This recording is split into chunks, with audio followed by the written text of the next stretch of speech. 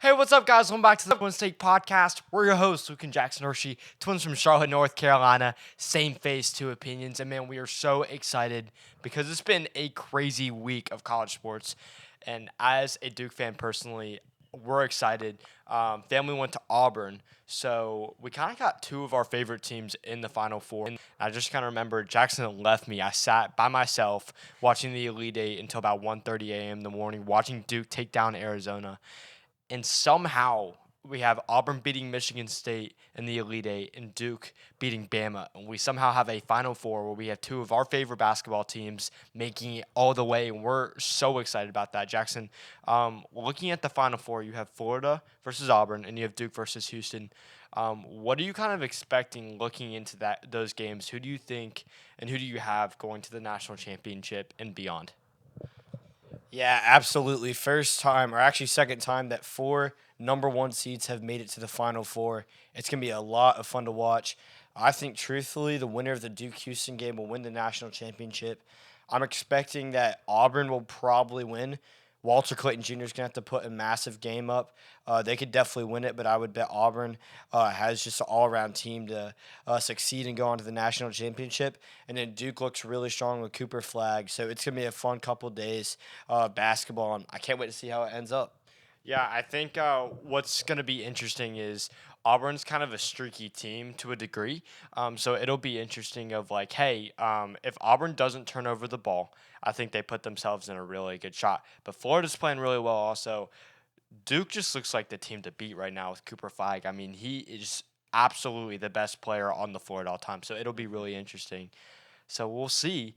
But we got to dive into our interview for the day because we got none other than Alex Kolesnikoff, two-time All-American in shot put. Actually started off at he grew up in Australia, got recruited to go to Harvard for college, and he spent a couple of years there. Ultimately, ended up transferring after setting a ton of records. Went to Georgia and is now one of the best in the entire country, making his strides to the Olympics and the rest of his college career. So we're so excited to interview him about his crazy journey and what it's like to be really a top collegiate athlete at two of the most prestigious schools in the entire country, as well as growing up in Australia. So we can't wait to dive in. So, Alex Kolesnikoff, let's go. Hey, what's up, guys? Welcome back to the Twins Take Podcast. We got a really, really special guest hopping on today. NCAA All-American for the University of Georgia and indoor and outdoor shot put. We got none other than Alex Kolesnikoff. Man, thank you so much for hopping on. Oh, thank you guys for having me. I'm excited for the talk. Dude, we're excited to have you on. And really, I guess, really where we wanted to start off with the podcast is just kind of to hear your story. You grew up in Australia, which is really interesting to us. We want to know kind of what was that like? Um, I mean, like any sort of other upbringing, I guess, I Yeah. was exposed to many sports. My family's very sporty, so definitely was heavily involved in, you know, I played a lot of cricket, a lot of rugby. Yeah. I played tennis. I've dabbled with golf, and then obviously track. But I really fell in love with track, particularly throughout high school. Um, I think it's a really interesting sport because I know not a lot of people do it, particularly where I'm from, but I just fell in love with the idea of just coming back tomorrow and keep grinding away at this very sort of interesting technique, you could describe it. So, absolutely loved it, and I think a bit more about myself and how I'm here in the US. I was climbing the ranks as a junior. I competed at World Juniors in 2018 in Tampere, Finland. Also competed in the Youth Commonwealth Games in 2017 in the Bahamas. And at this point, I was really starting to, I needed more competition. I wanted to get to the next level, but I sort of felt like there wasn't as much in Australia, particularly bridging the gap between that junior years and then obviously the senior years. So I started exploring my opportunities in the US, and that's how I ended up at Harvard to start. So that was a 4-year experience. Absolutely loved that, and then moved to Georgia because of COVID and the remaining eligibility that came with that, and here we are now. So it's been quite an adventure, but absolutely loving every minute. Dude, it sounds like a crazy adventure. And you talked about this, but you said you started playing or doing shot put in Australia, but that really wasn't like a big thing there. Who really introduced you into shot put? Um, it was sort of an accident, to be honest. I think growing up, I went to a private boys' school, so you're basically somewhat forced to do different sports. Interesting. So in third grade, actually, funnily enough, we had like a track and field carnival, and we had to do the 100 meters and the long jump and the high jump and throw a ball. And obviously, I'm not running the 100 meters too fast, but I was pretty coordinated and I could throw a ball, and I was a big kid. So I sort of started there, but it was very much at the point where coming to high school, my school was very much trying to grow their program for track and field. So they started pumping a lot of resources and a lot of sort of time and energy into just general track and field. And I think I was very much one of the first people to sort of start this movement. I went to Trinity Grammar School in Sydney, and I think it's now one of the best track and field schools in the country, if not in the world. But they definitely, really started creating a positive, attitude around being a track and field athlete. And I just really bought in, had some great mentors sort of, push me and inspire me every day. And I think, I am where I am today because a lot of those people, notably the old head of track and field at my old high school, he's a four-time Olympic triple jumper himself, Andrew Murphy. And, he had the best approach to coaching. It was, I'm not going to force you to come to practice. But if you come to practice and you care and all that, and you want to show up and you want to be the best person you can possibly be, I'm going to give you everything I can. And I think because of that, I saw that okay, people in this sport care about me, and because of that, I felt really positive towards come to practice every day. Because let's face it, I know you guys know, sometimes it sucks to go to practice. Yeah. It really, um, but it if the general trend is pretty positive, then you fall in love with the sport even more. And I think that's how I sort of got to where I am today. Man, that's so cool. And obviously, you said going to practice. If you put in the effort, I mean, you'll just naturally get really good at it. When did you start feeling like, man, I just feel like I'm better than most of the kids I'm competing against? Um, that's a crazy question. I mean, I always believe that I'm better than them. I always believe Sure, that I'm better than It's people a I compete against. mentality game. I think if you're not like, even if you're not necessarily on paper better than the people you compete against, you have to Mhm. believe it because if you don't yeah, believe that you can win, then what's the point of you showing up today? You know what I'm Mhm. saying? So I think I always believed I was better than the people I competed against, even when I was losing. From sure. the age of, let's say, 11, 12 years old. I know it's crazy, but I was that young once upon a time and I lost a lot. I lost a lot. And I lost against people who I was like, damn, I know I'm better than you. But I think that inspired me to come back tomorrow and improve. Yeah. And I think that's one of those things, at least with my own sort of internal drive, Right. that even if I lose today, I'm going to come back tomorrow and try to be better.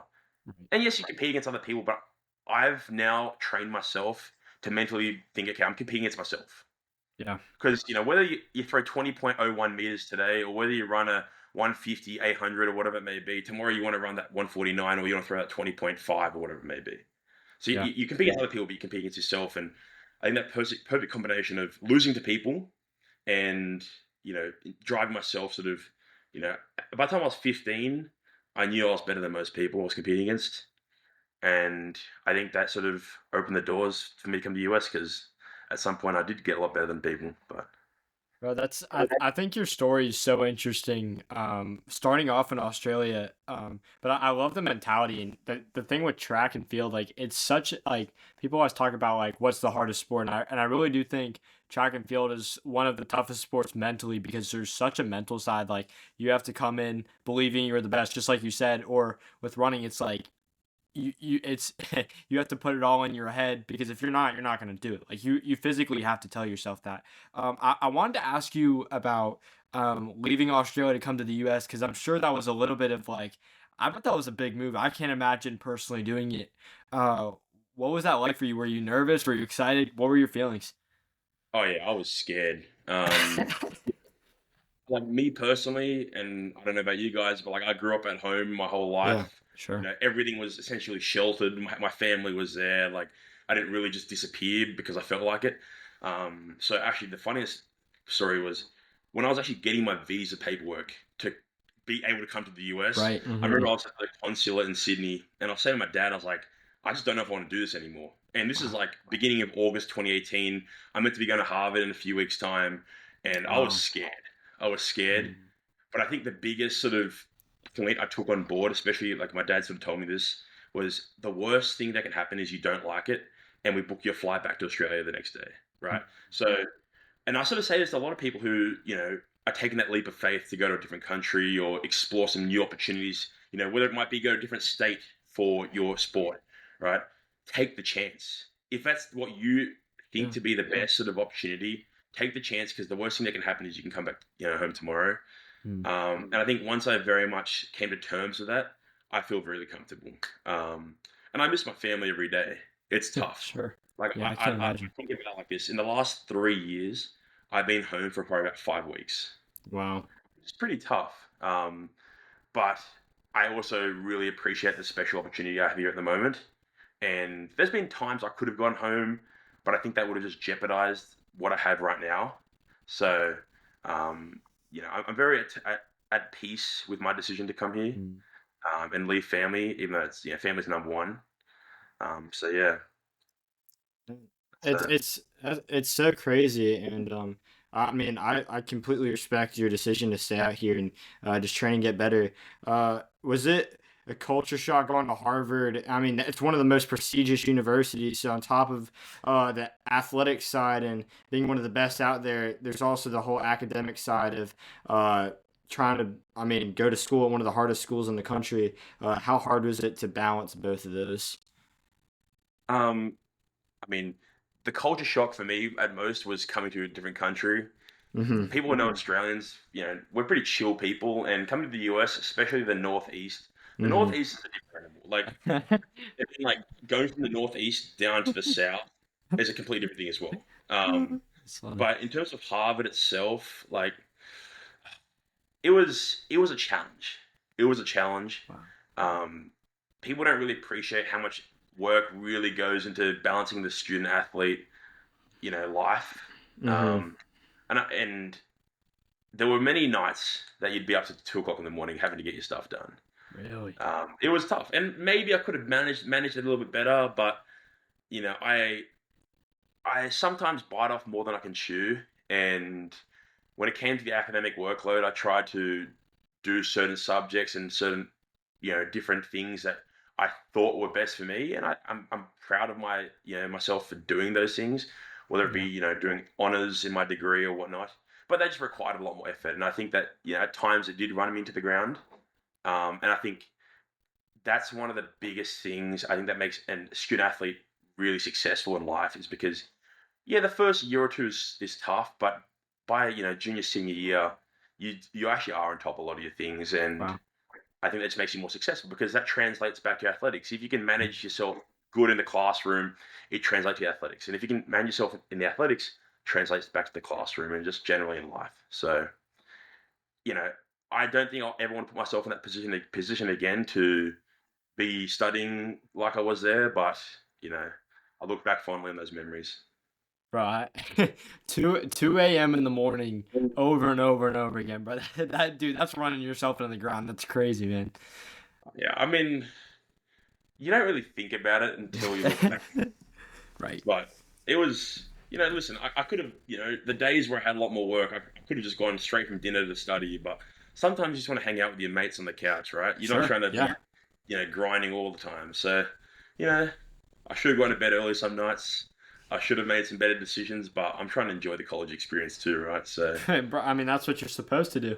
That's what you're supposed to do. And I gotta ask you, so I mean, you spent 4 years at Harvard. I'm sure you had like some amazing memories. Do you have a favorite story or a favorite memory while you were at Harvard?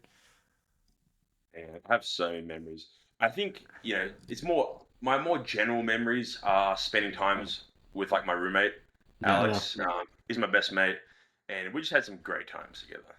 We had some great times together, and I don't know. In our junior senior year, we picked up DJing, so we're DJing like most Oh my nights. gosh. We joined the Fortnite party a bit late, so we probably started playing Fortnite. 6 years after it came out.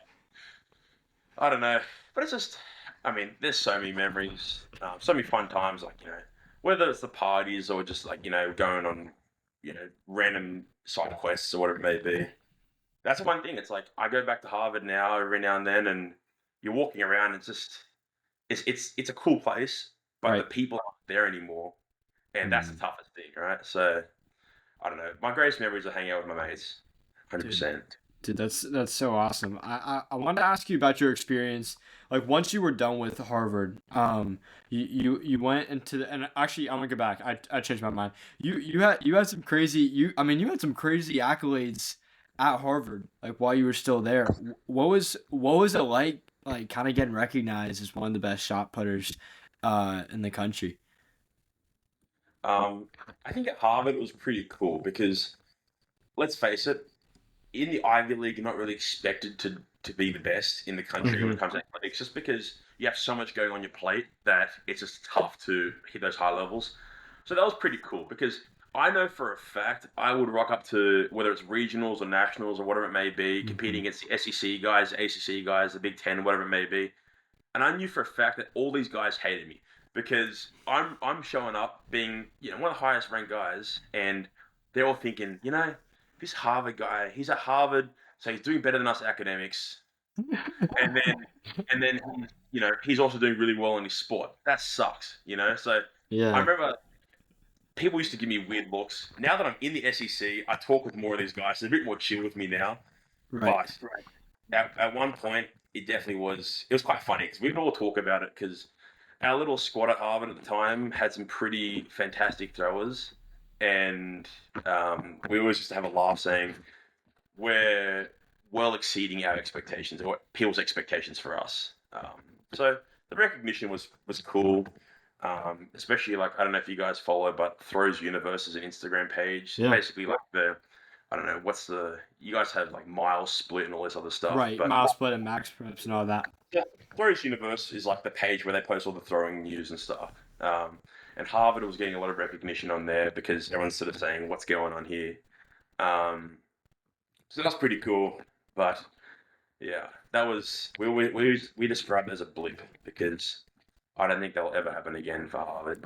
But it's cool. Man, that's incredible. And then eventually you enter the transfer portal. Was that hectic for you at all, or did you know predetermined that you're gonna commit to Georgia? No, I didn't know I was going to commit to Georgia. Um, Entering the transfer portal. So I think I entered the start of my senior fall, maybe the summer beforehand, actually. Actually, definitely the summer beforehand because I was living in New York City at the time. But it was like nerve wracking, but not really nerve wracking Mm-hmm. because I knew with my achievements that I had, going to that senior year, my junior year wasn't too good, but if you look at my numbers, over the last few years, you knew I had the potential to throw far. So I was just nervous about, okay, it's so scary that I'm leaving Harvard where I've spent so much of my life Hmm. outside of my home back in Australia to Yeah. go to another school where I don't know anyone again. So I went to the portal. I started getting a lot of contacts from different coaches around the country, SEC, ACC, all these schools.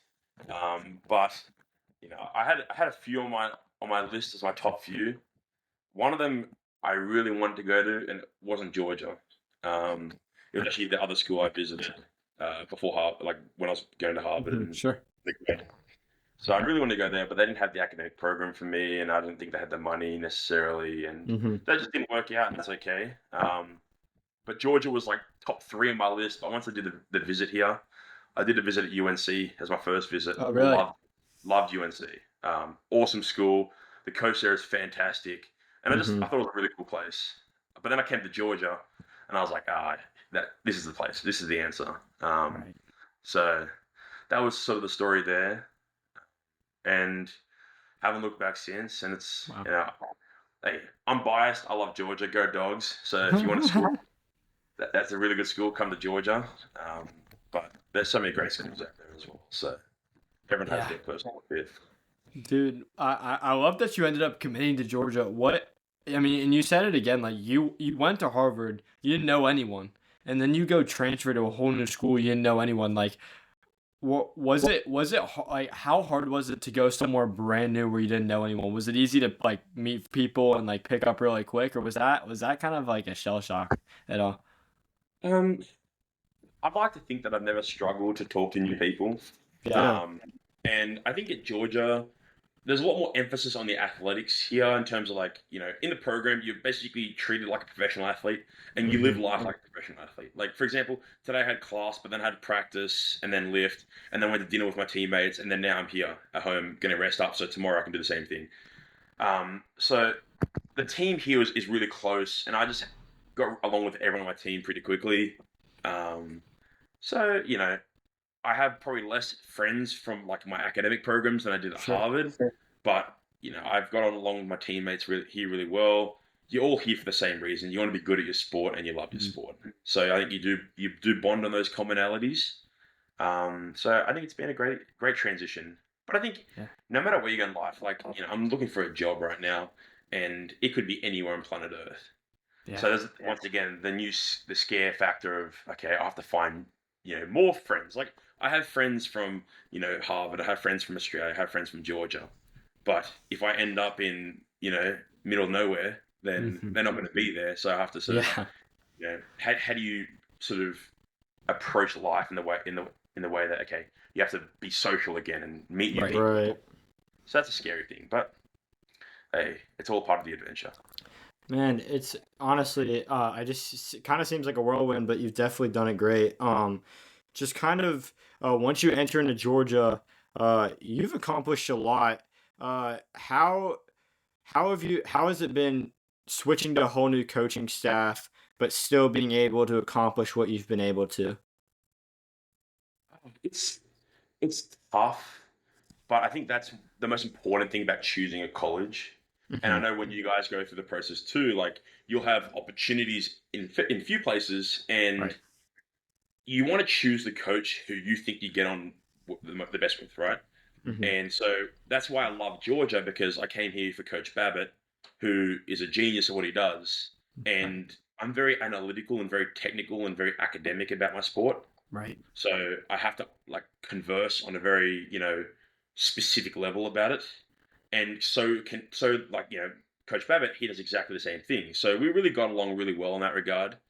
And in terms of the broader coaching staff, Georgia particularly has the emphasis on excellence. Like we want to be the best, and there's no like half-assing it, right? Hmm. You have to show up. You have to have the best attitude. You have to have that sort of the dog in you to really fight for it, and Yeah. that really aligns with what I want. So Hmm. I think that's why I've gone along with a lot of the coaching staff here pretty well. But then there's other people on the team who don't quite have that sort of same relationships I do, and maybe it's just because they just can't handle it. Like and you guys mentioned this earlier, right? It's a sport where there's sort of, I don't know, it's really black and white, and you just have to, I don't know, you just have to approach it with that sort of mentality that okay, like I just have to give them my absolute everything, and there's, I don't know, I love it here. Um, it's cutthroat, but it's excellent. Dude, I want to ask you about like just kind of like Georgia as the team this year. Like I mean you've got I mean it's crazy because you go to Harvard and you did some crazy things, but you went to Georgia and you became a first team All-American. Like you went even farther. Looking at your team this year, like what do you feel is so special about this team that you feel like could go places?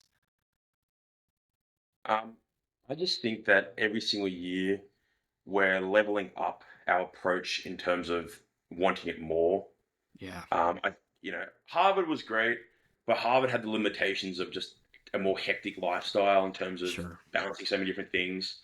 And I think at Harvard, I could have been first team All American. Like, I look back now, actually annoyed at the fact that the opportunities I had at indoor nationals in New Mexico and then outdoor nationals in Texas, I had an Uh-huh. opportunity to be first team All American. There's no Wow. like, it looks good. It looks that I did progress, and I had progressed. Right. But I think there's a maturing factor there. That's not necessarily about the explicit physicality. It's more the mental side of thing. Yeah.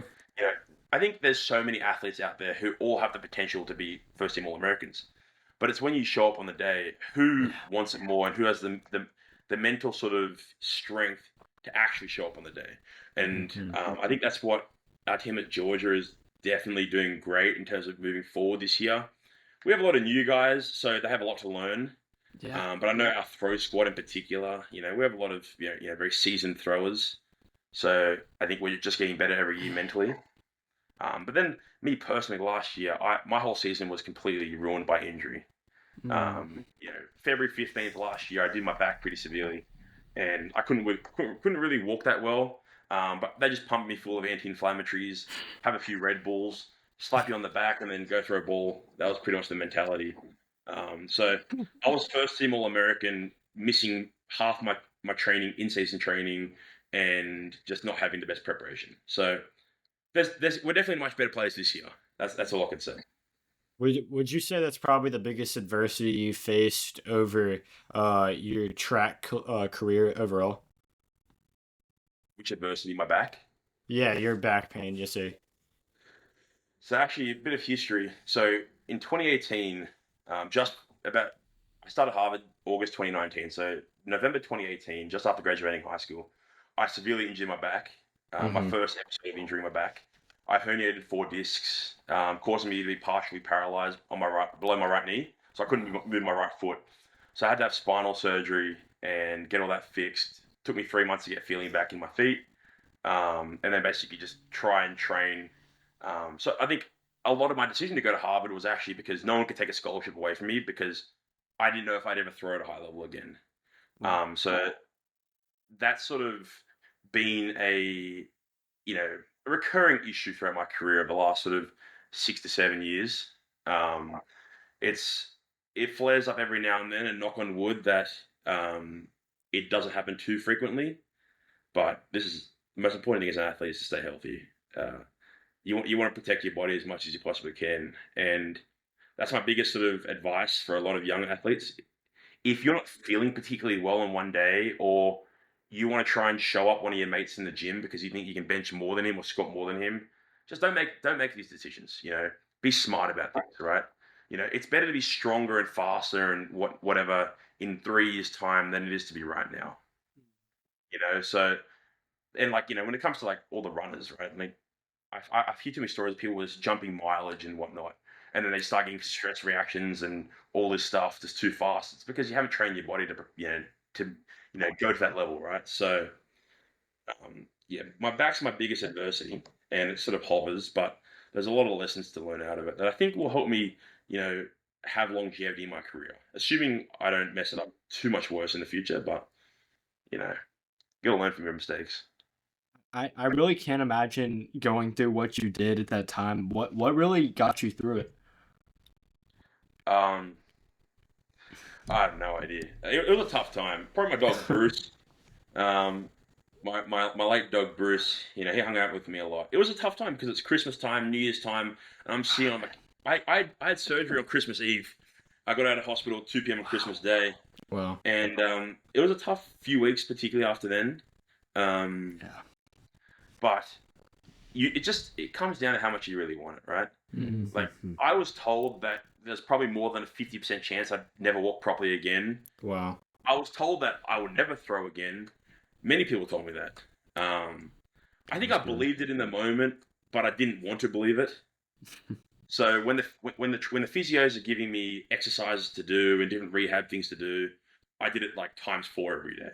Right. Wow. So it's tough mentally, but For sure. I think it just comes down to the person, right? If you really want to Yeah. be good, you have to sort of stay, hopeful is one word, but I don't know. You got to be disciplined at the same time. Yeah. Man, I think your story in general is just really cool, and it's like the power and the will like just overcame what everyone else said was gonna happen, and I think that's really cool and something that a lot of people I think need to hear. I'll ask a couple questions and we'll wrap this up, but you've had a really an amazing career, and you're going into your I believe it's your last season at Georgia. Um, what's kind of next for you? You giving it up? You training for the Olympics? What's kind of the next step for you? Yeah, so my last year at Georgia, I have my outdoor season probably starting March, April, and I'm not going to give it up. My short-term goals are obviously World Championships this year in I think it's Tokyo in September. Yeah. But I think I need to find a job. I think the sport is too difficult, to Hmm. have a living, from. You For can do sure. it, but I don't really want to have that type of life. Mm. So, and I find that I've definitely trained myself to perform well under lots of pressure and stress. Yeah. Not that it's a good thing, but it's just the way I operate. I Sure. traveled Europe 2 years ago, and I had nothing to do except for train and throw shot put. And I'm traveling with some of the best shot putters in the world, and they're just sleeping and chilling out the whole time. I just can't live this life. They're lying in bed at 3 p.m. I'm sitting there going, okay, what do I do? Um, Right. so I want to find a job, ideally in the US, stay training with, the system I have here. Hmm. But if I have to go back to Australia, I have to go back to Australia, and we'll figure that out. But it's not over, and 2028 Olympics in LA is definitely the big goal. Last year, 24 was meant to be the big goal, but obviously had a bit of a hiccup there. Sure. But shot putters peak at older ages, Hmm. so just maturing in physicality. You get stronger as you get older. So I can definitely see myself doing this sport well into my 30s. It's just a matter of if the body can handle it or not. Hmm. Dude, that's crazy. Can you imagine like Yeah, that's can crazy. you imagine running Oh my competitively now? gosh, that's crazy. This is really our last question for you, but um, I mean, the fact that you've went from Australia, Harvard, Georgia, I mean, it's such a wild ride. While battling injuries. While battling injuries, I mean, that's such a crazy ride. Do you have a favorite memory through that entire process? Oh, as I said to you before about like my favorite memories of Harvard, it's just there's just so many. I think for me, it's about people, right? Yeah. Yeah. And every single person that's a significant person in my life, I have some incredible special memories. And I treasure every single conversation or activity or like if I got a travel trip with some friends, I treasure all that. But in terms of like my athletic favorite memory, would have to be when I threw my PR at Harvard. I threw Very cool. 2069 outdoors, and just like the sheer adrenaline that went through my body in that moment was just incredible. I watched the video, and it's on my Instagram, and I threw it, and I don't know what happened. It just flew, and then I started jumping, and my vertical was easily mid 20s on that, and I don't know how I got. We're just all going crazy. And the weather that day was like 43 degrees Wow. Fahrenheit. It was just terrible. But like I look back fondly on that, just going, geez, I need to recreate that and better this year, and which is the goal. But it's been a hell of a journey. Um, Yeah. but I have 32,000 pictures in my camera roll on my phone, so there's 32,000 memories I have. But I take pictures and videos of everything. But Wow. it's been a cool time.